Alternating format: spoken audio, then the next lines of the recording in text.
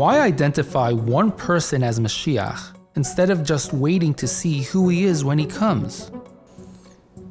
First of all, we see in the Rambam in Hilchos Malachim, all the way at the end, talks about Bar Kochva, that he was someone that Rabbi Akiva and all the other sages of that generation considered him Mashiach. And later something happened, and they realized that the process was interrupted. But they saw him as Mashiach, and they published it that way. They called him Mashiach. They referred to him as Mashiach. Even though the Romans were still there, and the redemption was still not there. And nevertheless, the fact that they thought he was Mashiach, they announced it. They made it known. So we see clearly that there is a point in identifying. Question is, how can we explain it? What's the purpose? What is there to gain from that? I think there are a few reasons that could be given. I'll mention two.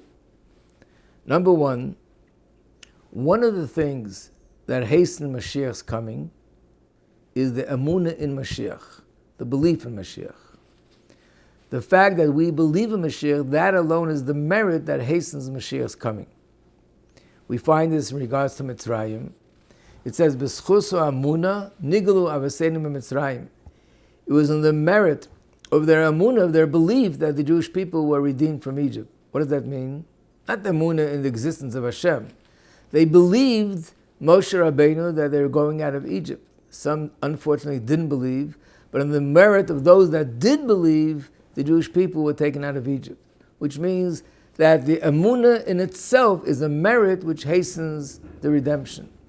In fact, we find an example of the reverse, the opposite, where it says in the Mishnah, amongst the people that unfortunately will not merit to have Tchias HaMesim, to be resurrected. One of them is people that don't believe in the Tchias HaMesim.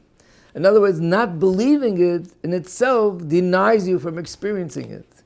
And to yes believe is a merit which makes you merit to be one of those people that will have Tchias HaMesim. And the same thing is with the Amunah.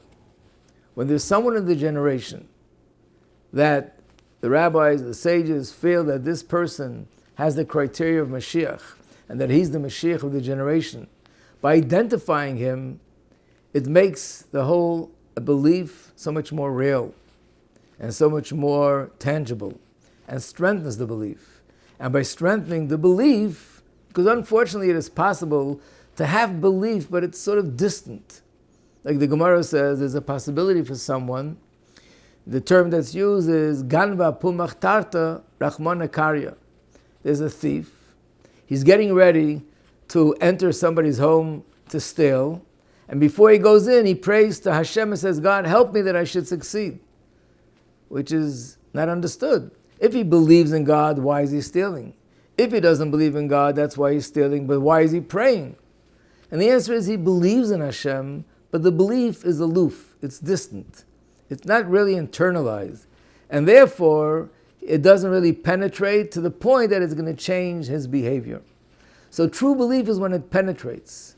And therefore, one could have emunah in Mashiach, but it's not really deep, it's not really penetrating, it's not really as tangible as other things. But when you see someone with your eyes, and you're able to say, this is a person that has the criteria of Mashiach and Mashiach of the generation, that brings that belief so much more to be a real belief, more tangible.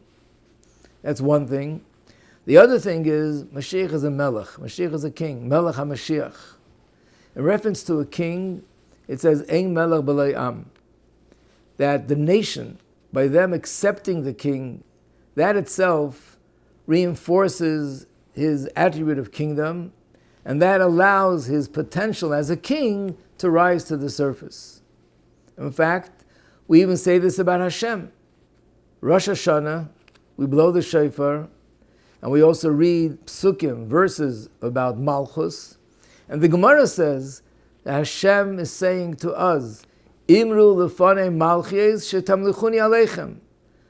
Say before me, recite these verses of kingdom and royalty, and that'll make me a king over you. In other words, by us accepting Hashem as a king, that in itself makes Hashem's kingdom become more revealed. And that's the way it was with the king of flesh. Shloma Melech, it's recorded, it's found in Tanakh, in the book of Malachim, right in the beginning. Then when he had to become a king, they were told that they should do three things. He needed to be anointed with oil. They blew the shofars, and all the Jews are supposed to shout together, Yechi HaMelech Shloma, long live the king Shloma. And by shouting that, that was their words of acceptance as a king, and that empowered him, that his ability to be a king and his potential to be a king is able to rise to the surface. So therefore, knowing who the Melech HaMashiach is helpful in the sense that by me accepting that, that in itself empowers the Melech that his Malchus should be more revealed.